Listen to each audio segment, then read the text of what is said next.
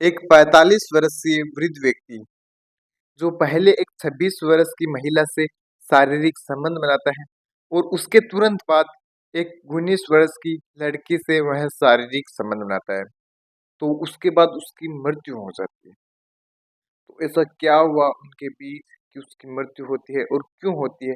दोस्तों, कहानी सुनकर आपके भी रोंगटे खड़े होने वाले हैं।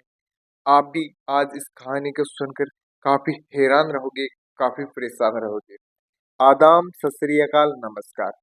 मैं हूं विकास और द लास्ट स्टोरी के एक और नए एपिसोड में आपका हार्दिक स्वागत है, अभिनंदन है। तो आज की यह कहानी उत्तर प्रदेश से शुरू होती है।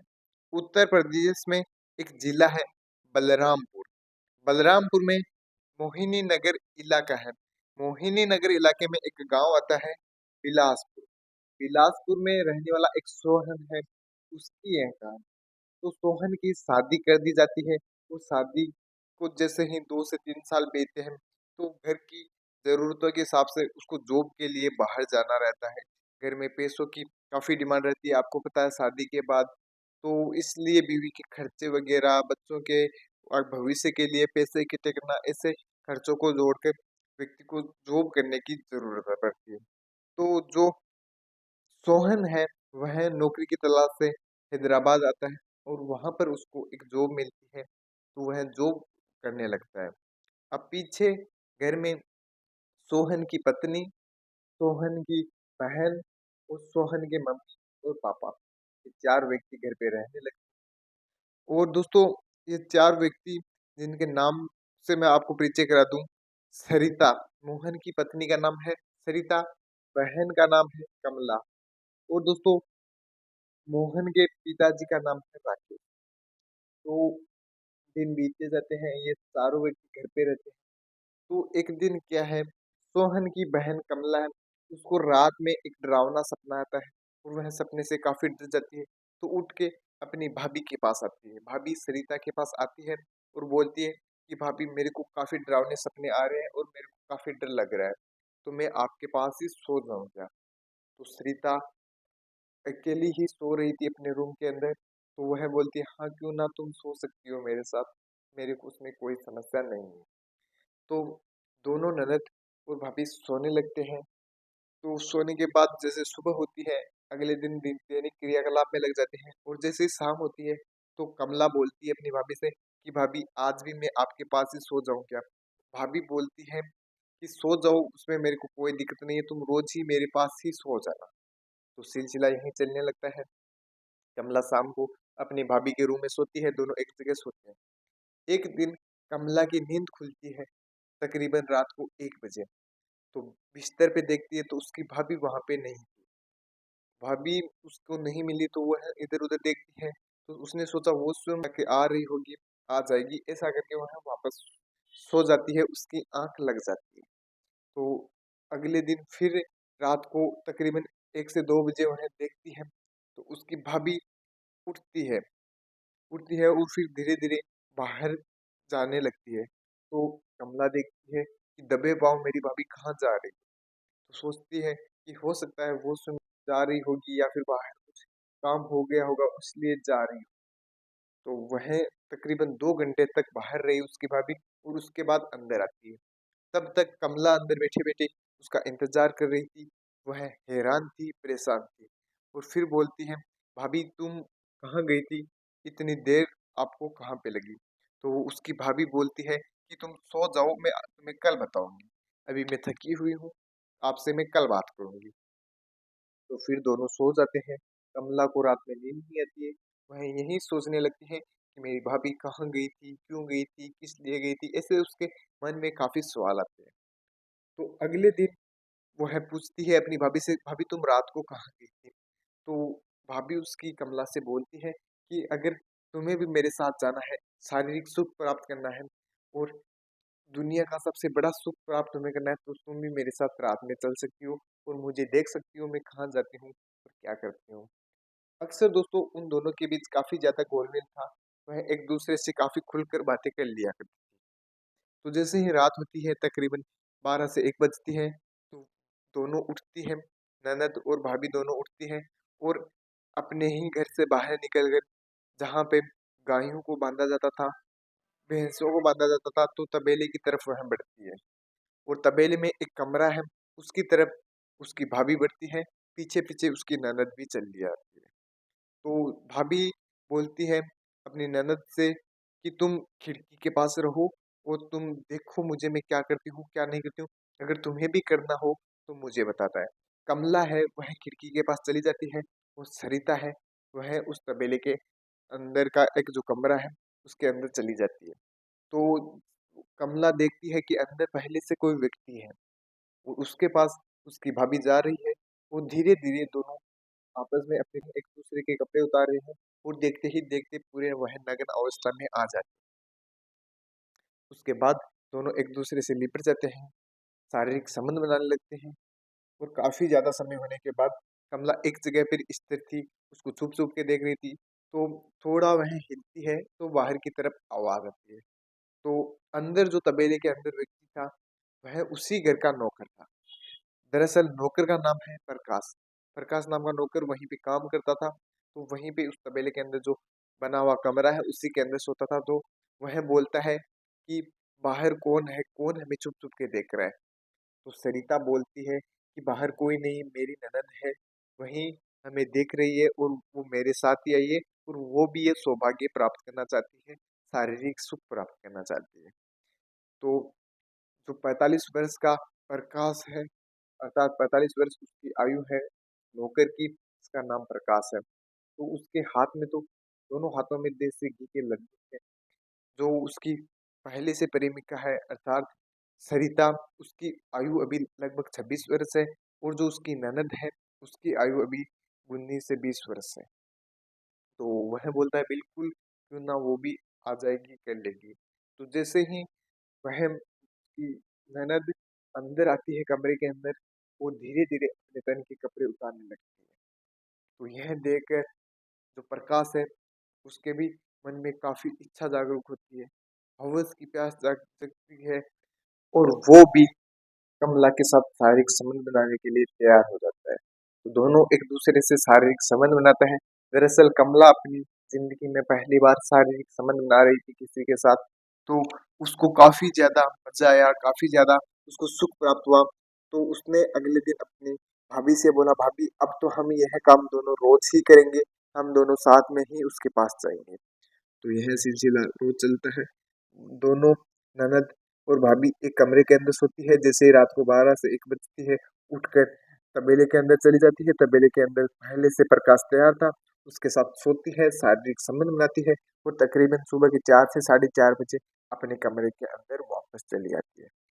अब दोस्तों, दोनों एक दिन तबेले के अंदर गई हुई थी रोज की तरह। उनका तो रोज का कार्य था तबेले के अंदर जाना। तो तबेले के अंदर जैसे ही दोनों गई, तो पीछे से कमला की मम्मी है वो रात को उठती है, और तो देखती है तो बहू के कमरे में लाइट जली हुई है, और कमरा भी खुला हुआ है। तो पास जाकर देखती है तो ना तो उसकी बहू उस कमरे के अंदर थी, और ना ही उसकी बेटी है वो उसके कमरे के अंदर थी। तो फिर वह जाकर देखती है अपने बेटी के कमरे के अंदर। तो बेटी के कमरे के अंदर जाकर देखती है तो वहां भी वह दोनों नहीं मिलती है। फिर वह पूरे घर में तलाश करती है, छत पे जाती है, वो उस रूम के अंदर जाके देखती है, बाहर जाके देखती है, तो वह दोनों कहीं पे नहीं मिलती है। तो यह सिलसिला आकर वह अपने पति राकेश को बताती है कि ना तो हमारी बेटी मिल रही है, और ना ही हमारी बहू, पता नहीं वो इतनी रात को कहाँ पे चली गई। तो दोनों घर में ढूंढ कर बाहर जाते हैं। वो तो बोलते हैं कि क्यों ना मैं हम नौकर प्रकाश को ही जगा लेते हैं, वो भी उनको ढूंढने में मदद करे हमारी, कि वो कहाँ पे रात को चली गई है। तो जैसे ही तबेले की तरफ बढ़ते हैं और उस कमरे की तरफ बढ़ते हैं, तो कुछ उनको अजीबो-गरीब आवाजें सुनाई दी, और रात में कमरे का जो लाइट है वो भी जली हुई थी, तो उसको और अजीबो-गरीब आवाज उस कमरे से आ रही थी। दोनों उसके सुन को काफी परेशान होते हैं, काफी हैरान होते हैं, और सोचने पे मजबूर होते हैं कि इतनी रात को इस कमरे के अंदर सोने के समय किसकी आवाजें आ रही है। तो जैसे-जैसे धीरे-धीरे आगे बढ़ते हैं कमरे की तरफ, और दबे पाँव देखते हैं, खिड़की से झाँक कर देखते हैं, तो उसकी बेटी और उसकी बहू और जो उसका नौकर प्रकाश है, तीनों बिल्कुल नग्न अवस्था में एक दूसरे से लिपटे हुए कोई प्राइवेट पार्ट को चूम रहा था, मुँह में ले रहा था और कोई क्या कर रहा था। आप समझ सकते हो दोस्तों किस प्रकार वह संबंध बना रहे थे, किस प्रकार एक ज़िंदगी का अपने का आनंद ले रहे थे। तो यह देखकर जो राकेश है वह काफ़ी गुस्सा होता है, उसको काफ़ी गुस्सा आता है और उसने एक डंडे को उठाया और गेट को पीटने लगा और गेट को एक लात से उसको खोल दिया। वह उसका लॉक है जो टूट गया और फिर अंदर जाता है तो अपनी बहू और बेटी को तो कुछ नहीं बोलता है और जो राकेश डंडे से अपने नौकर प्रकाश को मारने लगता है, पीटने लगता है और पिटाई इस कदर करता है कि उसकी मृत्यु तक हो जाती है। दोस्तों सर पे चोट लगने की वजह से प्रकाश की मृत्यु वहीं पे हो जाती है। तो उसके बाद राकेश का गुस्सा शांत होता है और वह सोचने पर मजबूर होता है कि ये मैंने गुस्से में क्या कर दिया और अब मैं इसका क्या करूँगा। तो फिर उसके दिमाग में आइडिया आता है कि क्यों ना मैं इस लाश को ठिकाने लगाऊं। तो वह लाश को एक बोरे में भरता है और गांव के नाले की तरफ बढ़ता है। तो जैसे ही नाले की तरफ बढ़ता है, आगे जाता है तो एक व्यक्ति सुबह के समय सोच करने के लिए खेतों की तरफ जा रहा होता है, गाँव की खेतों की तरफ जा रहा होता है गाँव से, तो देखता है कि कोई चोर जा रहा है, बोरे में भरकर कुछ सामान ले जा रहा है, तो ये कहाँ पे जाता है, मैं इसका पीछा करता हूँ। उसने राकेश को चोर समझा और उसके पीछे जाने लगा। तो राकेश आगे जाता है और नाले की तरफ बढ़ता है और नाले के पास उस बोरे को फेंक के वापस गाँव की तरफ आने लगता है, अपने घर की तरफ आने लगता है। तो वो व्यक्ति सोचता है कि ये चोर है, इसने एक बोरा तो चुरा के है लेके आ गया सामान का और एक बोरा और लाने जा रहा है। तब तक के लिए मैं इस बोरे को देखता हूँ इसके अंदर क्या है और उसने क्या-क्या चोरी की है। तो वह व्यक्ति उस बोरे की तरफ बढ़ता है और देखता है, उसको खोलता है, तो वह परेशान होता है, हैरान होता है। उसमें मंगरू की डेड बॉडी थी, उसमें मंगरू की लाश थी। अर्थात उस पर नौकर प्रकाश का नाम था दूसरा मंगरू, तो उसकी डेड बॉडी थी, उसकी लाश थी दोस्तों, प्रकाश की लाश थी। तो यह दौड़ता हुआ वह व्यक्ति आता है गाँव की तरफ और गाँव में सभी को यह बात बताता है और यह बात पुलिस तक जा पहुँचती है। पुलिस भी घटना स्थल पर पहुँचती है, जहाँ पे वारदात हुई है वहाँ पे पहुँचती है और सारी जानकारी लेती है और पूछती है कि गाँव में कौन नहीं है, किसके घर से कोई गुमशुदा तो नहीं है, यह जानकारी लेती है। तो वह जो प्रकाश है, उसकी पहचान कराने के लिए सभी गाँव वालों को वहाँ पे देखते हैं और पाती है कि कोई व्यक्ति कहता है कि ये तो राकेश के घर पे जो नौकर है, उसकी डेड बॉडी है, उसकी लाश है। तो राकेश को वहाँ पे बुलाया जाता है, तो राकेश रोने लगता है, चीखने लगता है। ऐसा कुछ ड्रामा वह करता है वहाँ पे कि ये तो मेरा नौकर ही है, हाय दैया इसको ये क्या हो गया। तो प्रकाश तो मृत्यु के घाट उतर चुका था। फिर प्रकाश से पुलिस पूछताछ करती है तो वह बताता है कि यह तो 3 दिन पहले छुट्टी लेके अपने घर चला गया था। अब पता नहीं इसको किसने मौत के घाट उतार दिया और ये क्या हो गया।